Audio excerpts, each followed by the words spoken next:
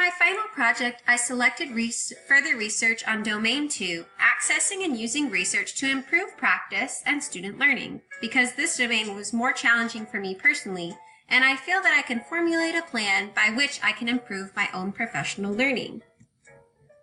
According to model standards for teacher leaders, the purpose behind accessing and using research goes beyond reading in my abundant free time and is goaled towards informed decision-making within the classroom and to function as continual improvement for the profession.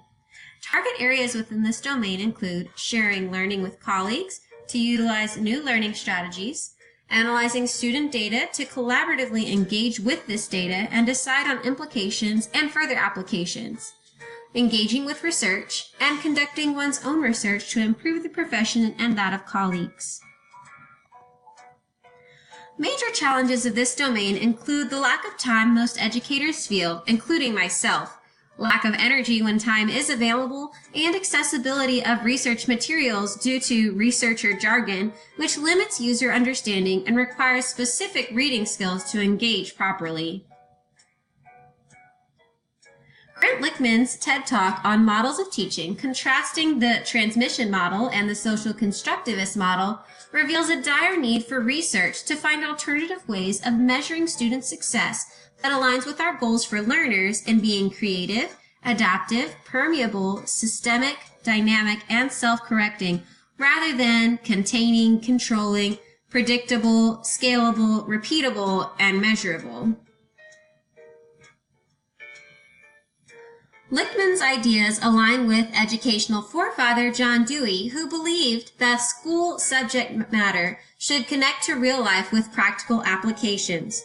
Real life is far from predictable and scalable, but requires creative, adaptive, and self-correction constantly. Therefore, educators must continually be adapting and applying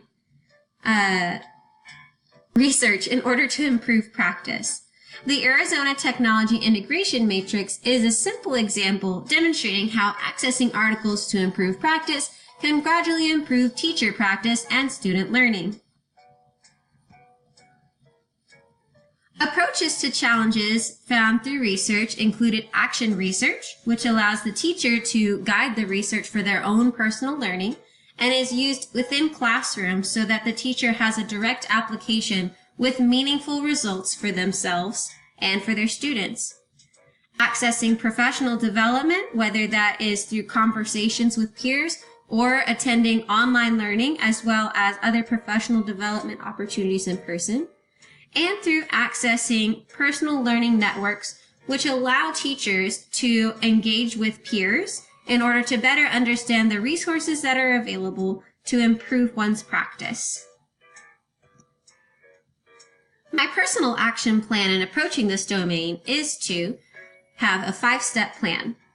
By selecting research topics once a month, I will choose topics that are relevant to my current teaching situation by looking at 1 to 3 articles.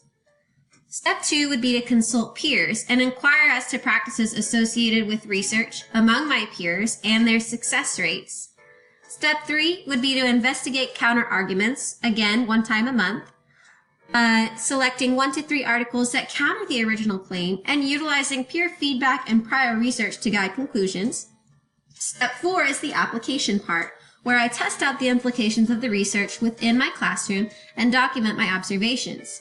Step 5 is to share my results. I have a blog that I use, and I would like to utilize this to share results to add to teacher available resources regarding the research that may be inaccessible to other teachers due to wordiness or lack of time. Hopefully, by applying these principles that I learned to my blog that other teachers can access, I'll better be able to provide learning opportunities for my peers. The timeline on this research application process will be beginning in June of this summer and going through June of next year. Potential research explorations include differentiation, social-emotional learning, response to intervention, student portfolios as assessment, integrating technology, gamification in classrooms, de-escalating techniques, school culture and climate, data-driven interventions, and music in the classroom. Thank you so much for joining me, and I hope that you enjoyed this video.